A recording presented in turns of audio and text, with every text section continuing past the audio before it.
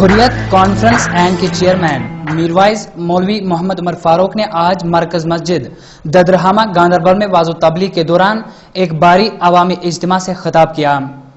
اس موقع پہ انہوں نے سماجی برائیوں کے خلاف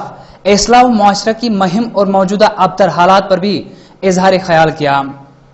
اپنے خطبے کے دوران انہوں نے کہا کہ اگر حکومت ہند مسئلہ کشمیر حل کرنے میں سنجیدہ ہے تو سب سے پہلے اسے یہاں ہو رہے کالے قوانین کا خاتمہ کرنا ہوگا۔ خطاب کے دوران حریت چیئرمین نے کہا کہ یہاں روز روز معصوم طلبہ کا قتل عام ہونے سے صاف ظاہر ہوتا ہے کہ حکومت ہند مسئلہ کشمیر حل کرنے کے لیے سنجیدہ نہیں ہے۔ اس سلسلے میں انہوں نے کہا کہ روز روز یہاں ہو رہے قتل عام کے سلسلے میں جو حالات بگڑ جاتے ہیں اس میں حکومت خود ذمہ دار ہے۔ مرکز مسجد ددرہامہ گاندربل میں وعظ و تبلیغ کے دوران حریت چیئرمین میروائز مولوی محمد عمر فاروق نے کہا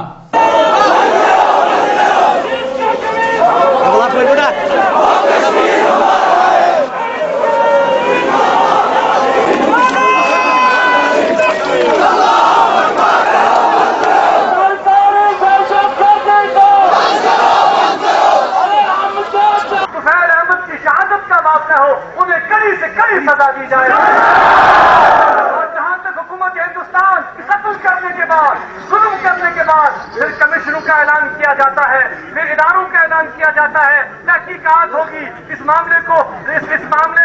جو ہے پولیس تحقیقات کرے گی، ایجنسیاں تحقیقات کریں گی، لیکن آپ نے دیکھا کہ آپ دیکھیں برابر